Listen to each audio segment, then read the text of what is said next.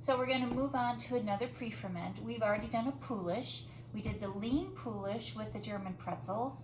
We've done the Biga when we did our non-bread. And now we're going to do the most basic of pre-ferments, which is called pâte fermentée.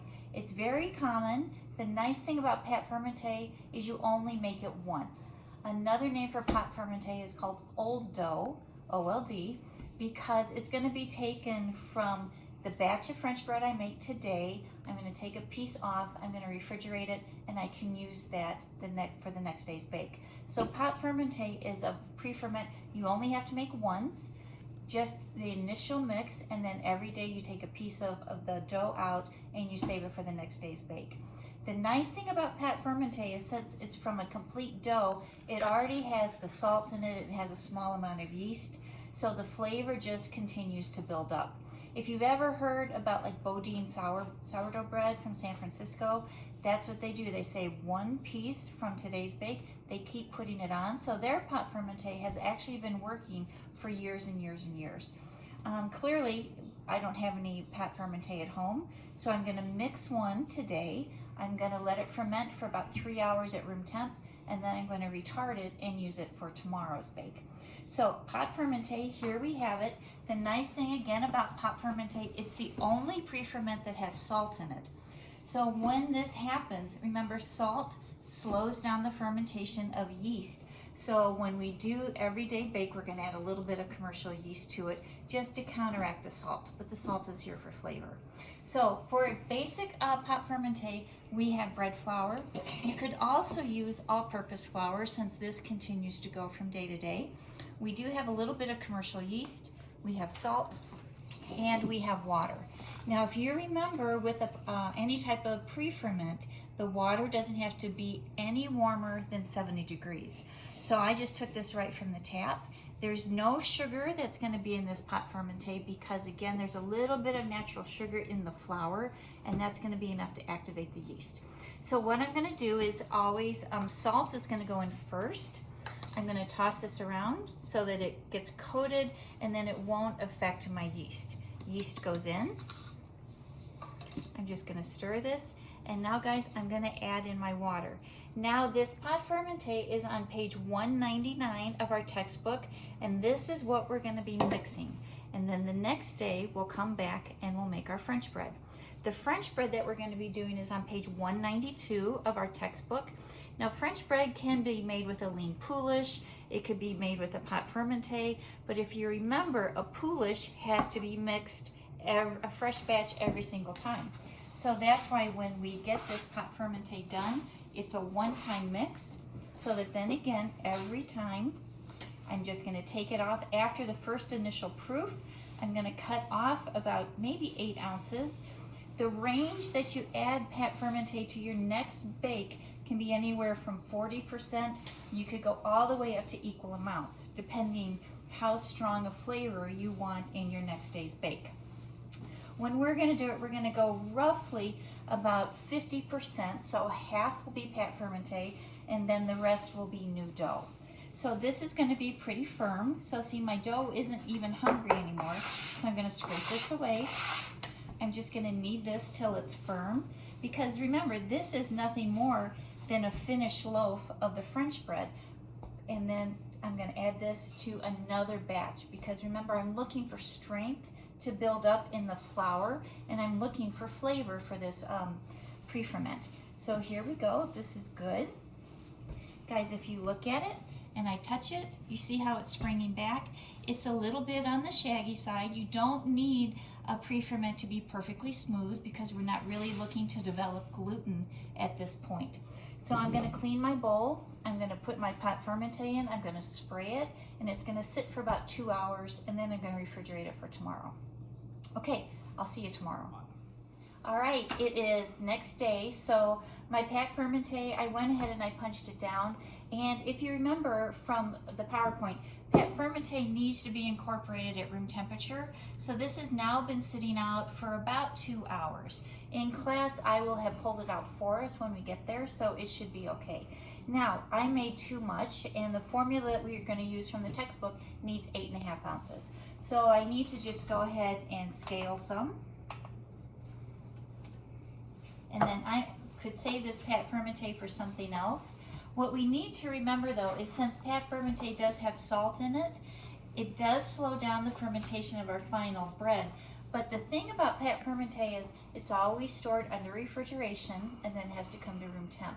Now this is day 2 of the pâte fermentée. So technically this has lived its life, but I want you to know in case it's a bread that you don't make every day, you can go ahead and freeze this pâte fermentée. So freeze it, pull it out, let it come to room temperature, and then use it as if it's already fermented and ready to go. So this I'm actually gonna save. Now I have my 8.5 ounces. And what I'm going to do is I have 1.5 pounds of bread flour. This is straight from the formula that we're going to do from the textbook. So just as we do our mixing, we're going to go right on the bench. I have my salt, flavor, and it conditions the gluten. Now when you do classic French bread, it will always have some type of pre-ferment in it. But guys, it is actually French law that French bread only has the main 4 ingredients. So that's flour, water, yeast, and salt. No fat should go into French bread to be considered a baguette or a true French bread. So when I was in Paris, we did a tasting of French breads. We actually went to the restaurant that had the #1 French bread of the year, and it was delicious. So at the end, after everything comes out of the oven, I'll go over the tests that we did to help determine what makes a good quality French bread. So yeast is going to go in. This is just my dusting flour in case I need it. And now I'm going to actually cut in my pâte fermentée.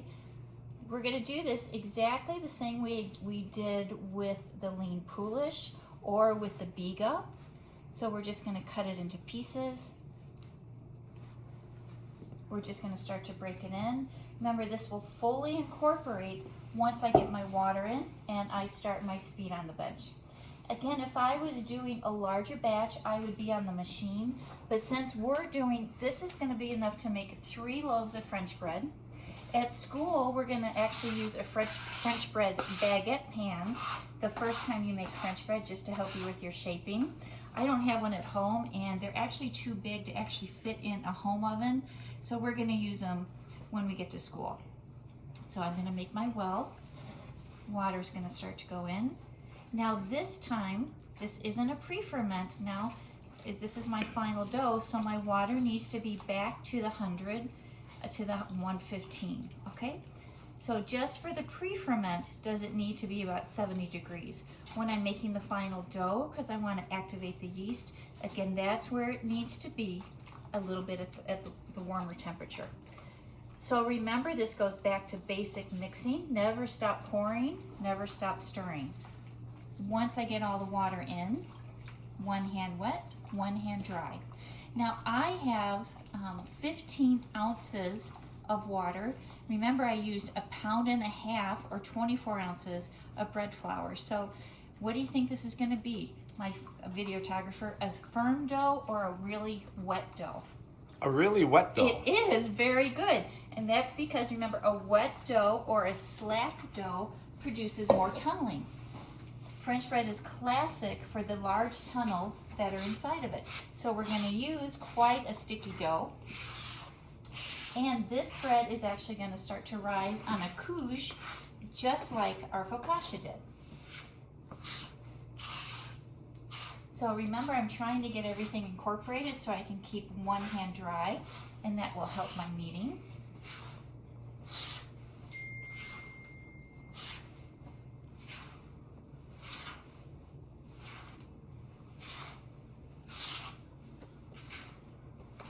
As soon as I get all the flour incorporated, that's when I need to start to do my speed on the bench.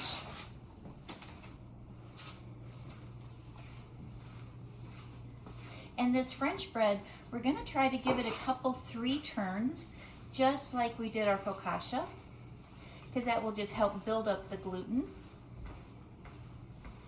And the longer I ferment it, the more flavor is going to be added. Yes, I know I have the old dough or the pâte fermentée in here, so that is going to add flavor. But remember, one of the advantages of a pre-ferment is to develop strength.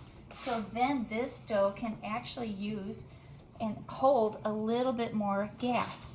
So when you're gonna start to see me with my 3 folds, just like the focaccia, I'm not looking to deflate the dough at all.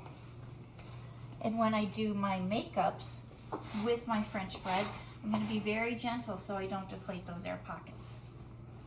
Okay, so I'm just gonna hold for 1 second. As I taught in class, we're just gonna clean our hands.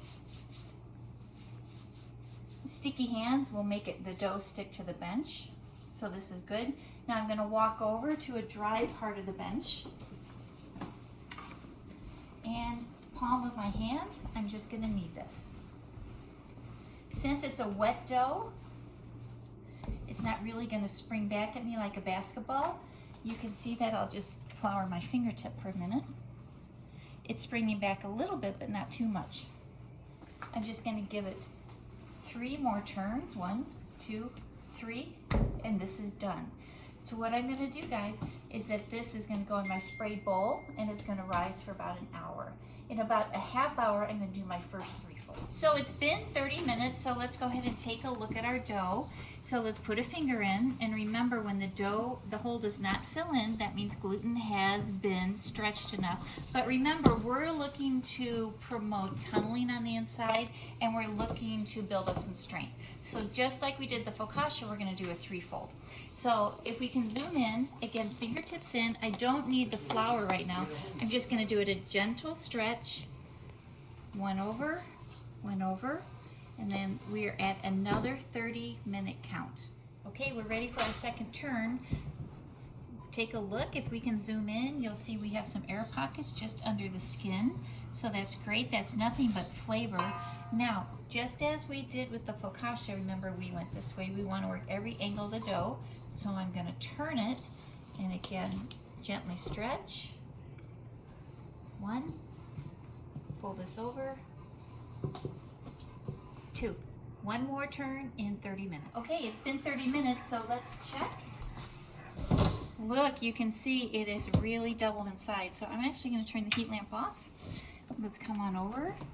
So again, we folded this direction, so I'm going to spin the bowl. My last 3-fold. Gentle pull, 3-fold, tuck it over. All right, another 20 minutes, and then we're going to punch it, and we're going to scale for our French bread loaves or baguettes. Right, our last 3-fold is complete. Again, wherever you see these little shadows, that's actually our air pockets, which are going to turn into our tunnels. Now we need to start to do our portion control. But what I don't want to do is punch this, because I know normally we do punch. And here, guys, is where we would get our pat fermenting for our next day's bake. So we put 8.5 ounces in, so I'm going to take out 8.5 ounces so that I have it for the next time I make this bread. So here's my 8.5. So at this point, 8.5, I would go ahead and I would just wrap this up and I would refrigerate or retard this until tomorrow. Okay, so this gets set aside. Now we're going to do a 12-ounce loaf. So I'm gently going to start to portion this. I'm looking for 12 ounces.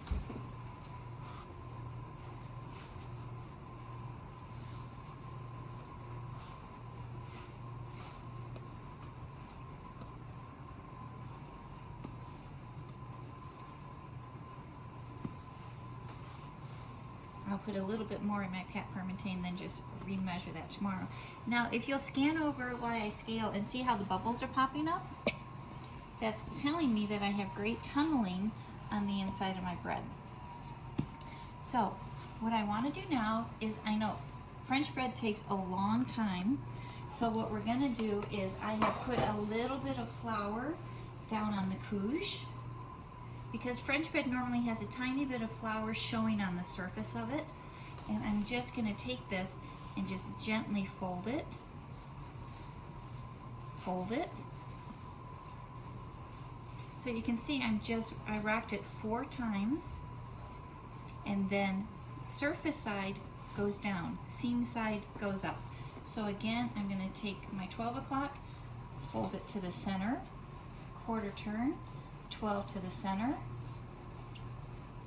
One more time. This is a more gentle way to do the rounding, put it up on my couche. My last one, 12 o'clock, center, center, center, and center.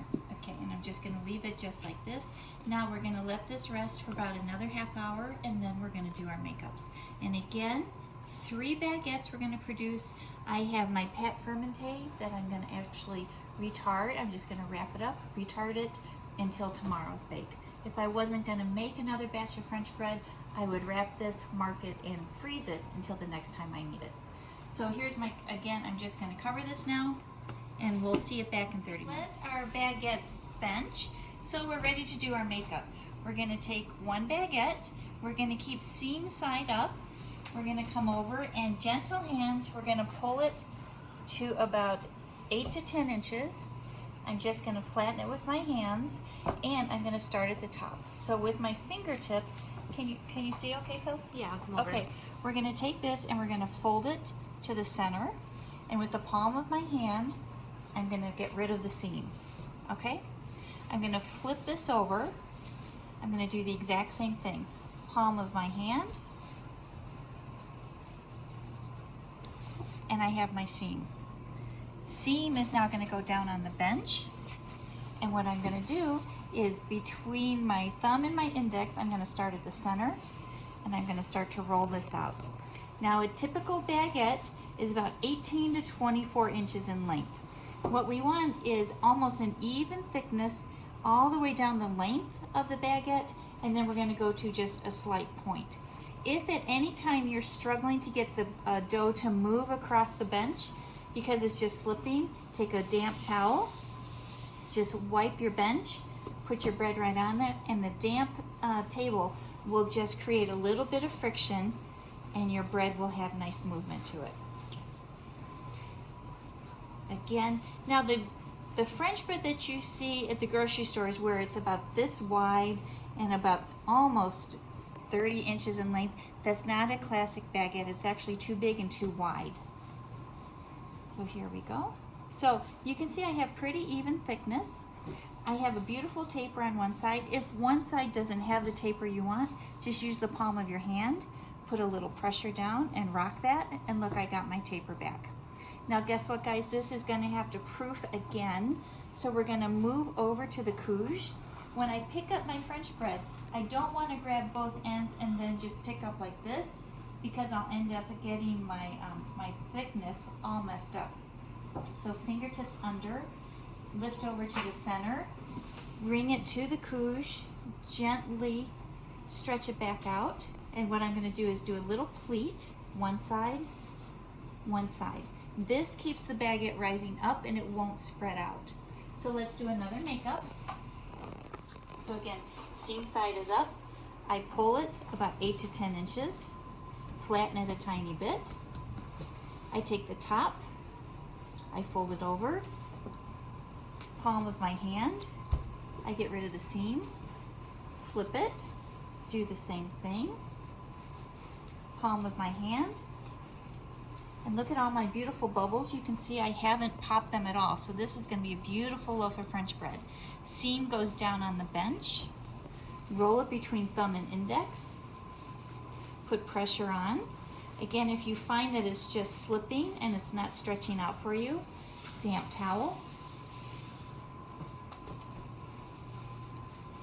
Continue to rock back and forth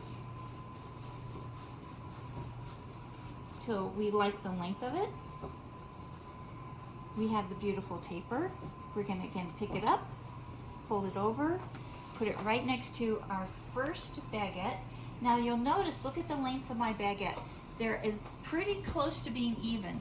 Baguettes, so you know, traditionally in Paris, and you'll even see this in the grocery store, they sell them vertical. So if they were in the basket and they're all standing up and you have one at 24 inches and the others at 16, the customer isn't going to want the 16-inch one because they think they're not getting their full money's worth.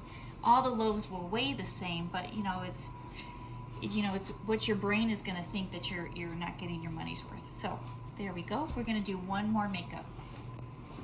Seam side up. Pull it 8 to 10. Kels, what do I do next? Fold it in and nail in. or like a third. Okay, I fold over. You fold over and palm down to get rid of the seam. What do I do next? Look at my beautiful I know. tunneling. Then you turn it. Perfect. And you do the same thing. So pick up that side, Mm-hmm. put it on top, and then use your Yep. wrist, and to get rid of the seam. Perfect. And then seam side down between the thumb and the index. Rock back and forth. You can see it. Did you hear that sliding? I Kels? did. So I'm going to wet the table again. Now it'll grip, and look how much easier it's sliding out now. Again, we want even thickness. I have a little bit fat in the center. You see that? But Kels, look at this beautiful It tunnel. looks so good. Yep. So I'm just going to pop that a tiny bit. You saw what I did. I just kind of grabbed it and pinched it. And then just in that area is where I went ahead and did my rocking.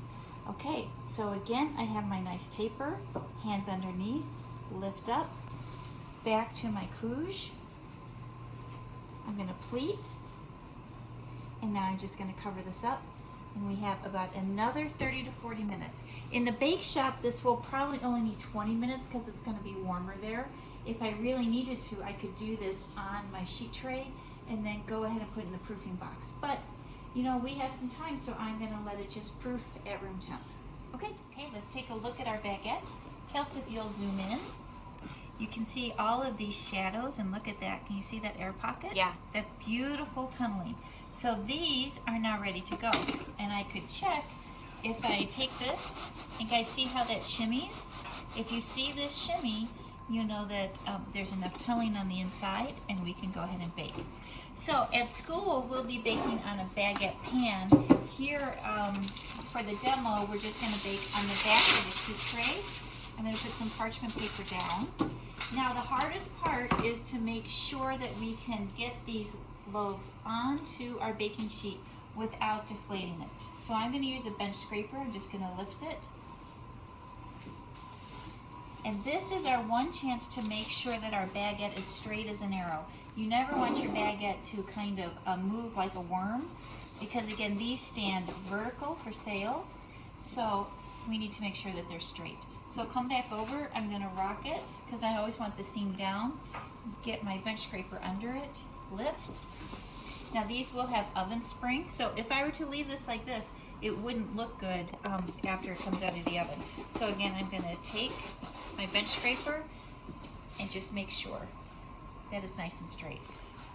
Under, roll it over, lift, and straighten. Now, classically for a baguette, we need to do some scoring. What you would want to do is use a lame, L-A-M-E. The lame is the razor blade that you have in your toolkit with the green handle. I'm just going to use a knife, and when you do your motion, we're going to put our fingertips on the side of the bread closest to you. The knife is going to go at a 45-degree angle. I'm going to do a quick motion. I'm looking for this to be about a 1/4 inch deep into the dough, and then I'm going to just move my hands down. Same motion, same motion, same motion.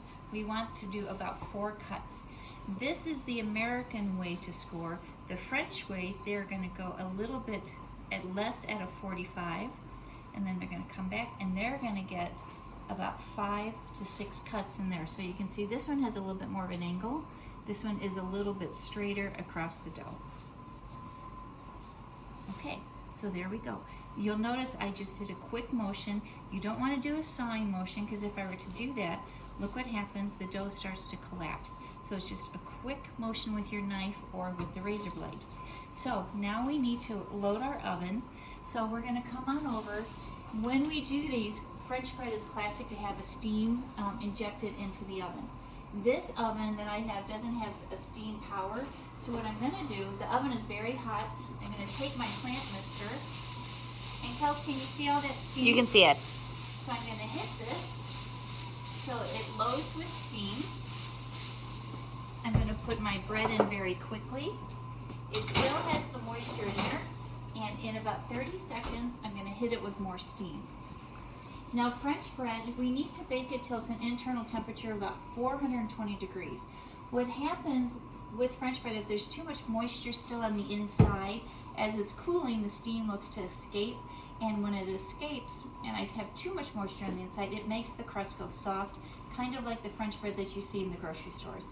A beautiful loaf of French bread, you should be able to tap it, and you should hear the tapping sound. You can't really do that on American style French bread.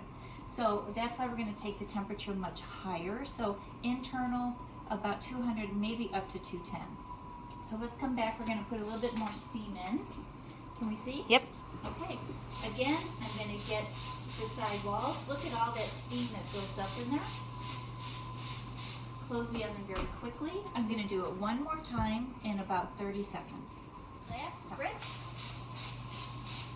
Now, I had a question from the audience. If at some point you don't have a mister, another way to get steam into your oven is as you're preheating, put an empty sheet tray in the oven, and right before you put the bread in, throw some ice cubes on that hot sheet tray.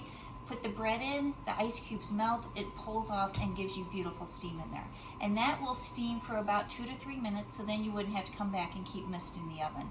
So again, if you don't have a mister, hot pan in, and it will take probably while you preheat 20 minutes. The pan, you'll hear some warping noises because there's nothing on the pan, so it's just absorbing all the heat. Right when the bread goes in, a handful of ice cubes, throw it on the bottom tray, beautiful steam. So we're going to bake this. I'm going to check it in about 25 minutes. Again, we're looking for internal temp to be about 210, 220. So I just wanted to show you quick. If you look at this and I touch this, just like our German pretzels, you can feel that it's a little bit on the rubbery side. That's the steam that's setting in. I just wanted to show you guys that. Let's check our bread. Look at the nice golden brown color. Let's tap it. Can you hear that? I can hear it. That's what we want. Now, an hour after it comes out of the oven, it should still have this tap. If it doesn't, it really just means that we underbaked it. Okay, so if I were to check the temperature, I could actually put the thermometer right through one of my score marks. Okay, so we'll bring this up. Now, let's talk about what we did. So first, we made the pâte fermentée. The pâte fermentée was our pre-ferment. We let it go overnight. And then we did straight dough method. So we added our flour, our salt, and our yeast. We combined that. We cut in the pâte fermentée, and then we did our water. We mixed it. We gave it a half-hour proof, and then every 30 minutes we did a gentle three-fold, trying not to deflate it. So that, remember, that's when we build up our flavor. That's when we build up our tunneling. Once we did that, we went ahead and we took out our 8.5 ounces of pâte fermentée for our next day's bake. Now, I'm not baking bread tomorrow, so I went ahead and I froze my pâte fermentée. If we were in class, we would save it because every day after French bread, we make, after we learn French bread, we do it about 3 more times so that we can almost perfect our technique. So we'll just be taking the 8.5 ounces, we'll put it in the cooler until our next time. Next time when we came in, the pâte fermentée would need to be at room temperature, so it needs to sit out for a couple hours, and then we'll be ready to go with our bread, okay? So once we did that, we did our makeup. Remember, seam's always on the bottom. We put it into a very hot oven. About a minute before we put it into the oven, we injected it with steam, and then for about every 20 to 30 seconds, for the first couple of minutes, we put steam into the oven. We bake until it was about 200 to 210 internal temp. And look, it's been out, but you can still hear the tapping. Remember, if after about a half hour, this gets very soft, that means we didn't bake it high enough. So next time, just leave it in and increase your internal temp about maybe 5, 8, 10 internal degrees. And every time, we'll get better with the bread, okay? So guys, we have finished our third pre-ferment. Remember, we have done a lean poulish, we've done a biga, and this is pâte fermentée. So next time we're going to start to talk about our levain, or our natural starter build. And that's going to be the one that takes us about 5 days to get through. Okay guys, so you're going to again see a homework assignment on D2L. Make sure to watch this video. Make sure to answer the questions before the next class. Okay guys, thanks so much. Bye-bye. Are we not going to cut into this? Oh, are you hungry? Yeah. Well, I kind of wanted to cool for a minute. Okay, simmer yourself. Let's cut into it. We gotta see the nice tunneling, Mom. Okay, Mom, that would be chef to you, Chef- young lady. Chef Johnson, I want to see the tunneling. That's better. Now, classically, good thing she goaded me a little bit. Classically, on a French table, French bread is just put on the table. They don't pre-slice it. They would just come and they would break open a slice when they're ready to eat it. So, Kelsey, would you look at that tunneling? That looks amazing. Doesn't that look amazing? Yeah. So if I really wanted to check it, first thing I do is tap the bottom. The top, I tap the bottom. You should get it. Now in Paris, they put a little cornmeal down on the bottom, so it's a hearth bake. And then we would have the tap. We would smell it. Go ahead and smell it. Oh, You it smell a smells little so bit of good. yeast? So, oh yeah, I smell the Yeah, we yeast. smell a tiny bit of yeast, so that's the pre-ferment. And then we would taste it. When you taste it, you just hold it on your tongue for just a couple minutes, get the flavor, and then you start your chew.